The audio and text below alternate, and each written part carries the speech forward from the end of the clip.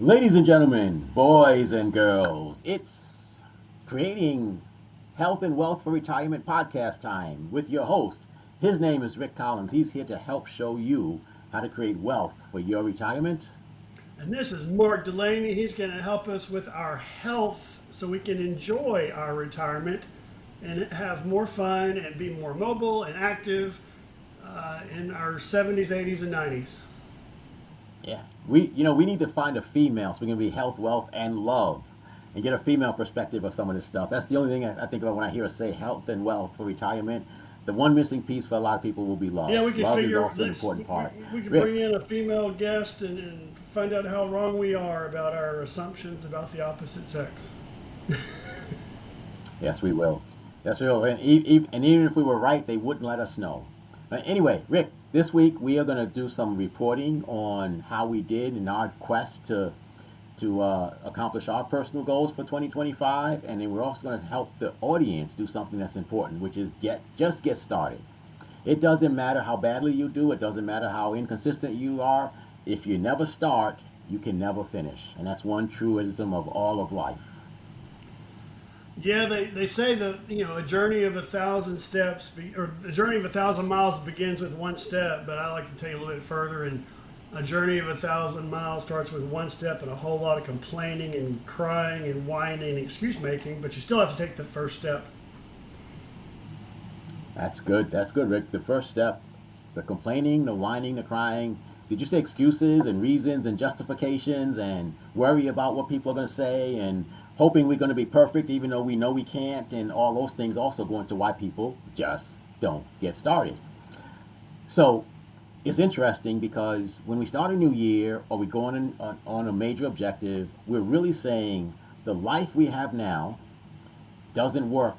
We need to do something differently and create a new life, at least in that area of life. And sometimes in our old life, we have people, circumstances, situations, reasons, excuses, and all sorts of things that we still have to deal with in this old life. And that's something you and I are going to report on how we did in our starting our new journeys. I have a goal to get 1,000 people in my course at an average of $40 a month for 4 months, for 3 months, I'm sorry, and that equals $132,000 in income, and that's my goal for this year. And I'm measuring myself by doing a couple of things, which is posting to social media, making one-on-one contacts, and spending time building my course out months in advance. Rick, you last week remind us of your goals that you set out for this. My big thing was to do more things to improve my health. Get to the gym 3 times a week, go walking 3 times a week. Those are the big ones. But keep my blood sugar under control, that's a 3 month test. We do a blood test every 3 months from the A1C. But really, it's about moving more and being more diligent with my stretching and to maintain my mobility. Get into the gym to build that muscle mass and improve my metabolism and keep my weight under 200 pounds. I Now, I have a question. did not have a great week. I made some progress.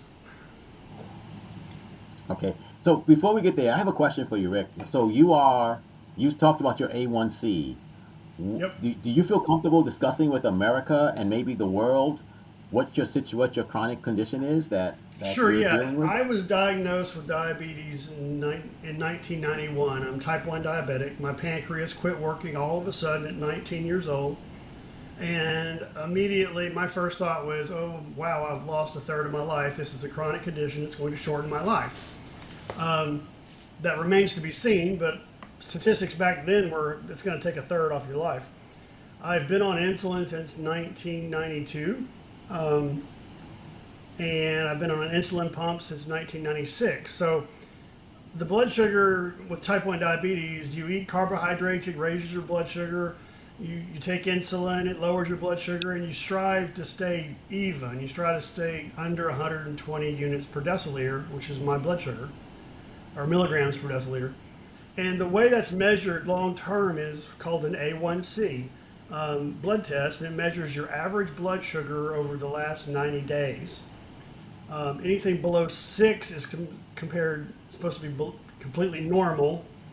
I've been averaging 6.3 to 6.4, which is really good control. Anything lower then that means I'm causing low blood sugar for myself, which means I have to eat carbs, and my blood sugar goes up and down and goes crazy. So my goal is to stay under 6.4 on my A1C, which I'll do that again in March. But day to day, I need to maintain what I eat and take the right insulin levels so I can stay in that sweet spot range of below 120 units per deciliter. And I'll see how well I did in March when I take the blood test. And so your whole lifestyle, in a lot of ways, revolves around maintaining your sugar level in ways that the rest of us probably don't get and don't understand. Because between the insulin, between the measuring, between the spikes that your body doesn't normally correct, it must make life.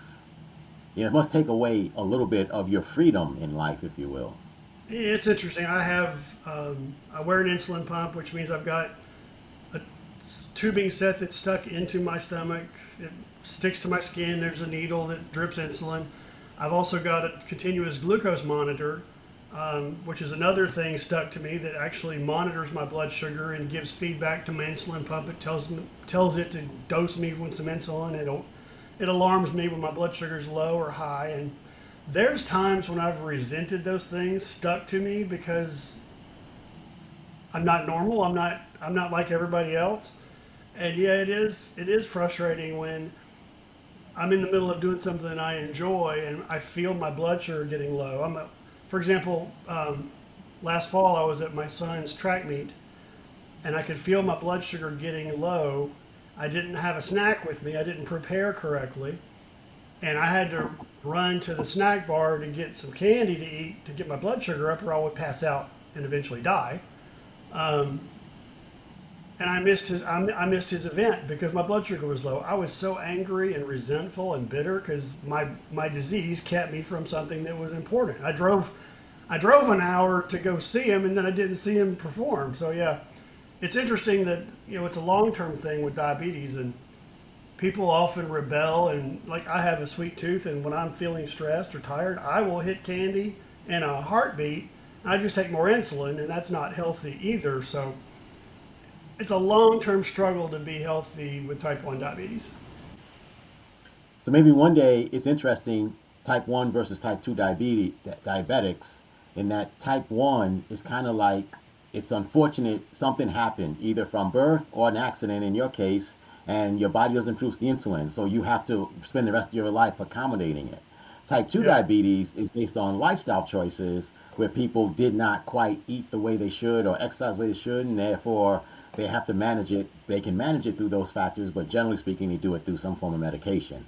But type 1 and type 2 is interesting. They have the same name, but they're caused by totally different reasons, and they have a totally different impact. One is lifetime, one is kind of a choice. So I just wanted the audience to understand that. So Rick, how did you do last week based on the goals that you set for your behaviors, choices, and actions leading into improving your body?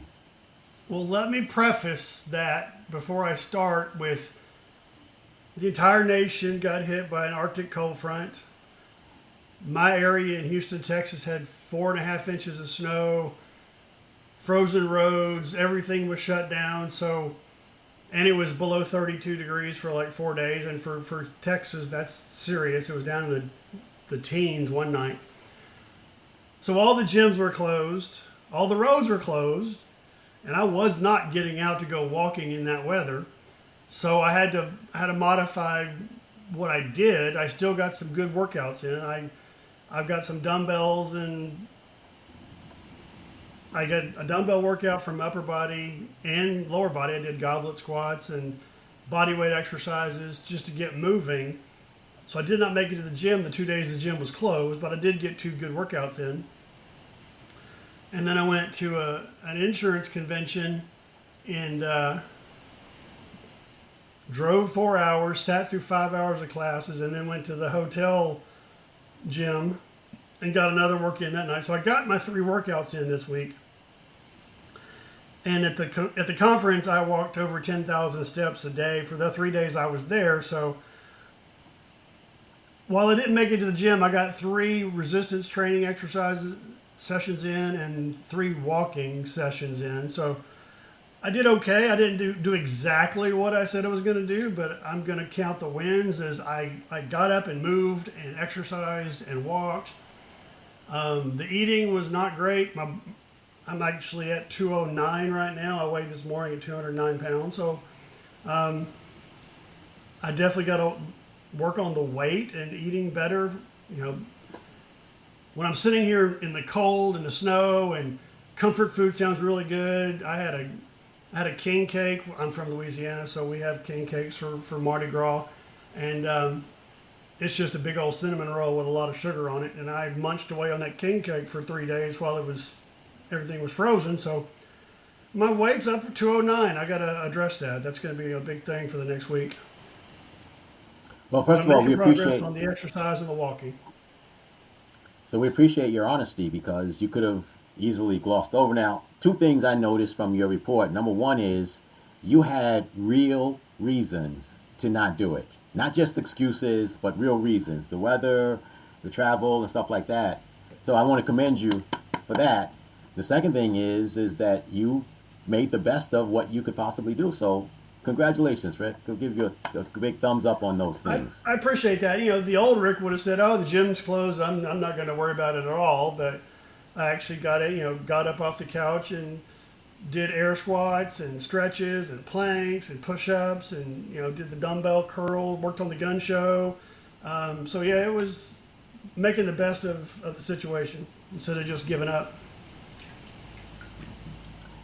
And so I had the same chore of reporting on my progress this week. And so one of the things that I did was I realized that, how can I say this? There's things sometimes, and I want everyone to understand. There's things inside of us that stop us from doing things. You had something outside of you, the weather, the roads. I have something inside of me that was stopping me, and so I enrolled in a program, in a course that is helping me deal with that. And as a result, this week I was way more proactive about posting videos, about producing content. I built my YouTube channel. I had an issue where TikTok wasn't showing my videos. And rather than just go, oh, I actually contacted them to figure out why and asked, did I violate their terms of service? They sent me back saying, no, we had a problem. We shut down when we restarted and actually started showing my videos again. I don't know what happened, but I took a proactive action to make it happen. I've reached out to people this week and made contacts with people to start conversation. As will happen with any cold outreach, most people will ignore you. But I did it. So I did my part. And I'm really kind of, as I make the report, I had every reason, every excuse I come up with, but I actually did something that was really significant to make me work on me and not focus on me and how I need to change. And I'm learning something. It's called positive intelligence, and it's going to help me. It's going to help me help my clients. But I'm actually excited about how I can already feel transformation, not just in my marketing, but also in my relationships with my lady that I'm crazy about, as you know. So you're getting coaching and training on mindset, and that's actually impacting what you're doing. Go It is, figure. and it because yes, but it's not just think positive mindset. It's actually why is it that we sabotage ourselves?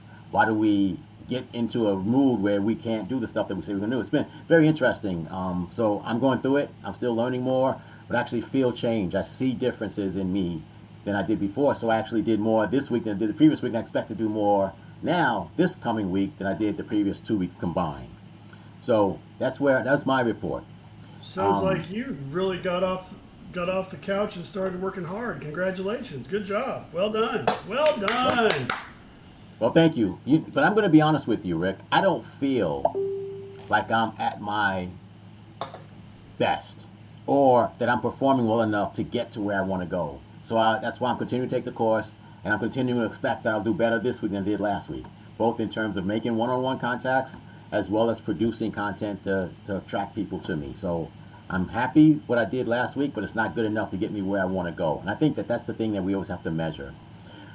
Now, we had an interesting topic for today that we want to talk about for a few minutes to help people understand that even though we didn't accomplish all that we had hoped for various reasons, whether there's one thing we did that we want to encourage everyone to do. Rick, why don't you talk about that real quick? We talked about it just before we began.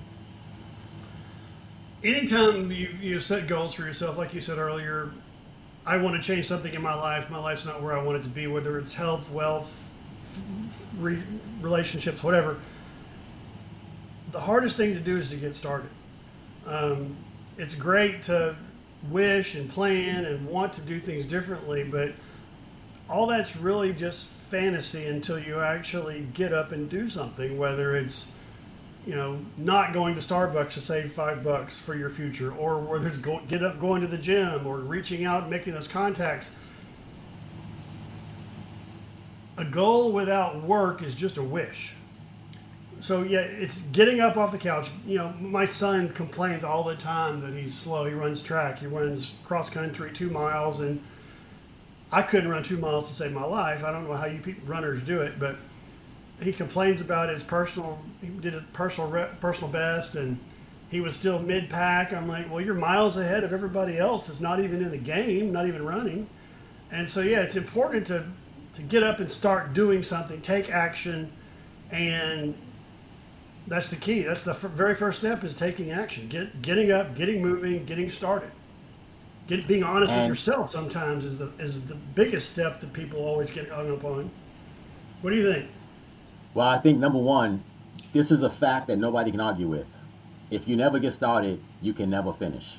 You can never make progress. So getting started is without question the most important step a human being can take on any journey or for any accomplishment. Now, having said that, I think that, and I hope I remember this correctly, there are only three steps, three important steps in every journey. There are only three steps that matter. There may be 10,000 steps, but only three steps matter. Number one is the wrong steps. You take a wrong step, you're going to make your journey harder. The second step is the steps you don't take. If you don't take it, then you never ever make any progress. And the third one is the next step. The next step is the only step that matters. So for us this week, it was getting started. For you, this week was getting started. 2 weeks ago was for me.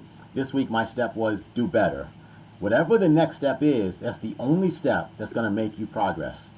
People worry 10 steps ahead, 20 steps ahead. What am I going to do next year? No, focus on the next step. The next step is the only step that matters. And so that's my thought. Don't make the wrong steps. Take a step, but the next step is the one that matters the most. Yeah, the wrong step is often a step backwards, which is not good at all. But I work in recovery programs and help people with addiction recoveries. And our big thing is do the next right thing. You might screw up today, but tomorrow you can do the next right thing, or the next hour you can do the next right thing. So if I'm scrolling on my phone for 3 hours, wasting time, not getting up, going to the gym or going to exercise, I can stop. I can put the phone down and take action right then. I can do the next right thing. So my results from today don't have to determine my results for tomorrow. I can change my attitude and change my action to be in alignment with what I want to accomplish. So, yeah, don't take the wrong step. Don't take a step backwards. Don't just sit there. Take the next step, which is sometimes the first step, but usually it's the next right thing. After you've done one, it's easier to do the next, and then it's easier to do the next right thing. And so, with that being said, Rick, what is your next step in your journey to a better body? I am going to actually go to the gym this evening. It's actually in the 50s here. It's raining, but I'm still going to go to the gym because I need to exercise some body parts that I can't exercise at home. Working on my lower back and my lats and chest, and I just want to go to the gym. I want that to become a daily habit where I get to the gym every day this week. And if I miss one or two, that's fine. My minimum is 3. I'd rather hit 5, but next right thing is put my gym shorts on and go to the gym. All right. And for me, my next step is to continue developing myself into being someone who more. So here's my thing. I have to talk myself sometimes into doing things, and that takes time, that takes energy. I want it, my next step is to get to a point where I just do it. If I say 12 o'clock is the time to start doing something, I just want to be a person who at 12 o'clock starts. I don't want to have to prepare. I don't have to get ready. I don't have to talk myself into it. I think for me, my next step is being a person who, when it's time to do something, I just go do it. Saves me a lot of mental energy, a lot of time, a lot of physical energy. So that's my action area for this week. Yeah, plan out your week so you don't have to make the decisions of what you're going to do. It's just a matter of doing it. So yeah, So I get in the disagree. habit of just taking action. So I'm going to say I disagree with that, Rick. I think What's that up? it's one thing. So I disagree with the fact that if you make a plan, that means when the time comes to do it, you're going to do it. I think there's a lot of us who have to mentally put ourselves in the right frame of mind. We have to psych ourselves up. We have to do certain things to be able to do those things that we say we're going to do. So the plan is significant. The question is how long from the time that you're supposed to start until you actually get started. If we can reduce that time, then that gives us more time to work on the thing that we want to work on. And I hope that makes sense to you, and I hope it makes sense to everyone who's listening.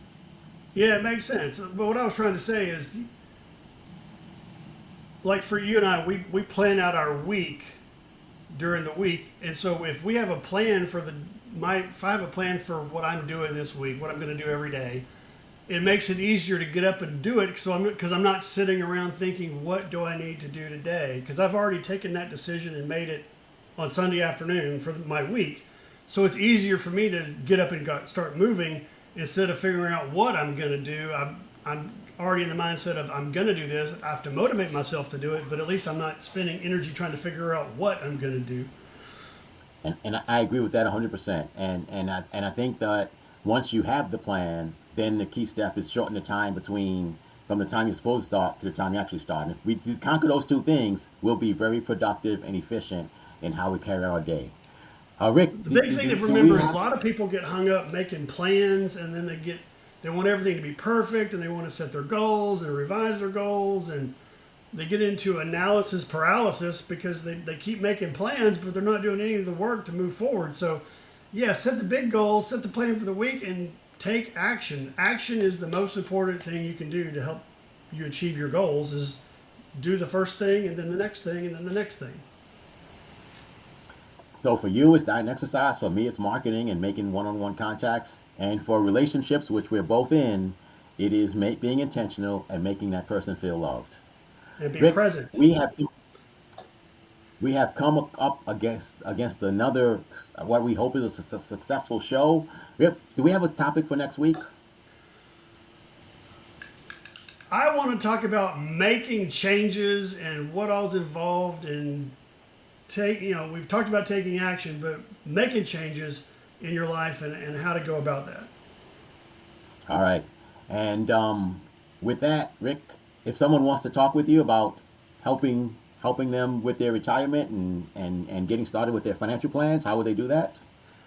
You can reach me at my website, getmydebtfreedate.com. It's getmydebtfreedate.com.